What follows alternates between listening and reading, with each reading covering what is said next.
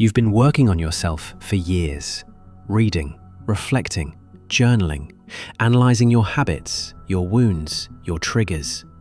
You understand yourself better than most people ever will. But one day, you notice something strange. The more you understand yourself, the harder it becomes to simply be yourself. Somewhere along the way, self-awareness quietly became self-surveillance. And a quiet, uncomfortable thought appears.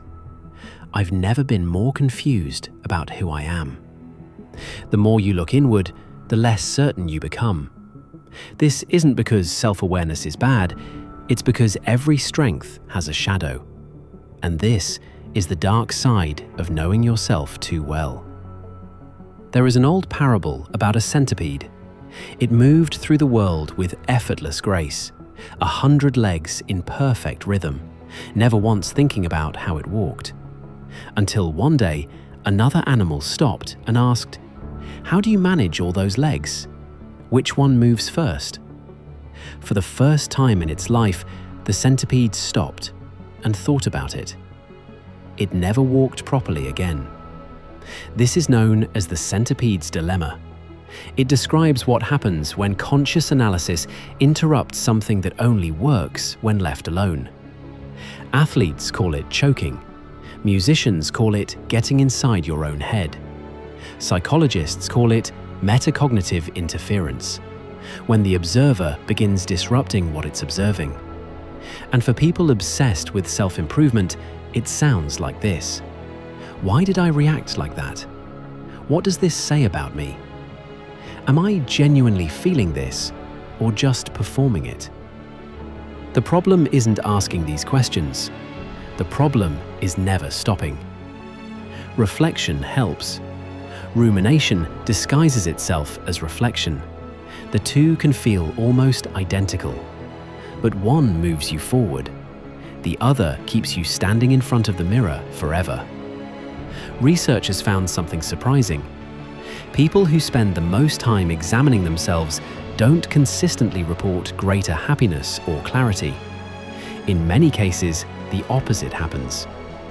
Not because reflection is harmful, but because it quietly becomes endless.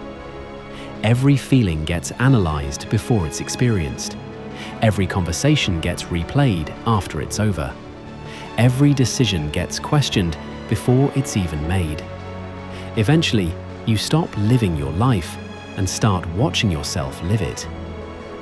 The writer Fernando Pessoa understood this deeply. He created dozens of fictional identities because he believed no single version of ourselves could ever capture who we really are. He once wrote, "I am the gap between what I want and what life has made of me." Not a problem to solve, a paradox to live. Zen Buddhism has a word, mushin. It means no mind. Not an empty mind, but a mind that has stopped standing in its own way. A state where the inner commentator finally grows quiet. Athletes describe it during peak performance. Artists call it flow. Musicians lose themselves in it. Every tradition that has studied mastery eventually points to the same place. When you stop watching yourself, you finally become fully present. The Tao Te Ching begins with a simple observation. The Tao that can be spoken is not the eternal Tao. Maybe the same is true of who you are. The self that can be completely explained isn't your whole self. Some parts of you can only be discovered by living, never by analyzing. So here's something to try today. Do one thing without trying to understand yourself while you're doing it. Have a conversation. Go for a walk. Create something. Listen to music. Laugh. Cry. Whatever it is, let the experience happen before turning it into a thought. No evaluation. No running commentary. No asking, what does this mean about me? Just be there, completely. And notice what quietly returns when the observer finally steps away. Because maybe The person you've been searching for was never hiding inside your thoughts. Maybe they were waiting for you to start living again. And that leaves us with one final question.